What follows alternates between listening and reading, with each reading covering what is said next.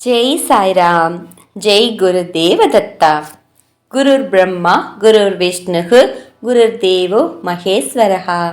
குரு சாட்சாத் பரபிரம்மா தஸ்மை ஸ்ரீ குரவே நமஹா.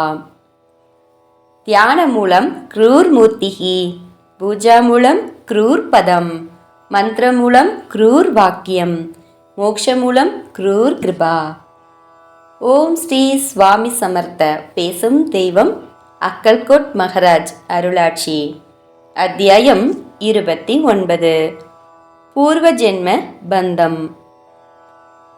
கோங்கனி, அதாவது கோவாவில் இருந்து ஒரு பிராமண தம்பதியினர் தமக்கு வாரிசு இல்லாததால் ஸ்ரீ சுவாமி சமர்த்தரின் தரிசனத்திற்கு வந்திருந்தனர். அதே வேளையில் தேலி என்ற வறியவர் தமது 3 மகன்களுடன் அக்கல்கோட்டில் அன்றாடும் கூலித் தொழில் செய்து சரியான வருமானமின்றி கஷ்டத்துடன் வாழ்ந்து கொண்டிருந்தார். ஒரு நாள் ஸ்ரீ சமர்த்தர் சன்னதியில் இந்த தேலியும் தனது மகன்களுடன் தரிசனத்திற்கு வந்திருந்த போது அந்த பிராமண பெண்மணியிடம் தேலியை சுட்டிக்காட்டி, லிம்பே, அதாவது அந்த பெண்ணின் முந்தைய பிறவியின் பெயர். இந்த தேலி உனது முந்தைய பிறவியின் கணவர். இந்த 3 மகன்களும் உமது வயிற்றில் பிறந்த மகன்களே. தற்போது மிகவும் தரித்திரமாக துன்பப்படுகிறார்கள்.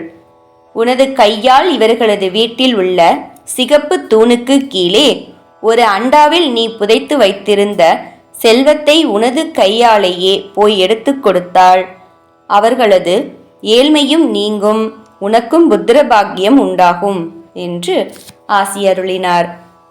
இதை கேட்டதும் அந்த பெண்மணி நாணத்தினால் தலை குனிந்து நிலத்தை நோக்கி நின்றார்.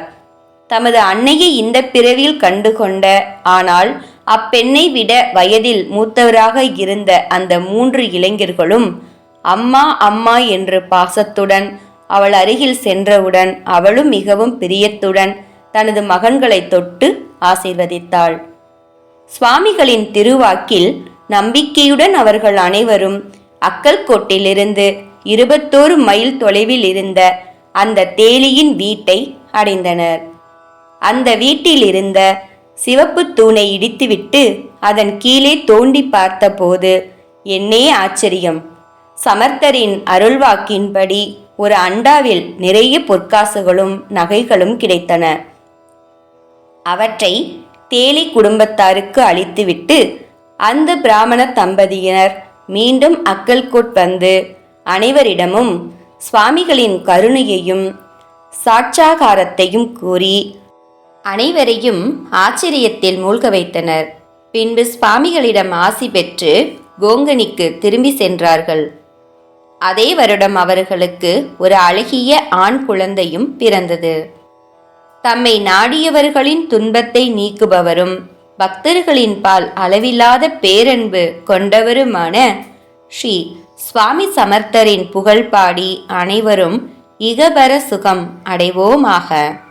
குரு கடாட்சம் பரிபூரணம். ஜெய் சாய்ராம். ஜெய் குரு தேவதத்தா. அனந்த கோடி பிரம்மாண்ட நாயக ராஜாதிராஜ யோகிராஜ பரபிரம்ம ஸ்ரீ சுவாமி சமர்த்த மகராஜ் கி ஜெய்.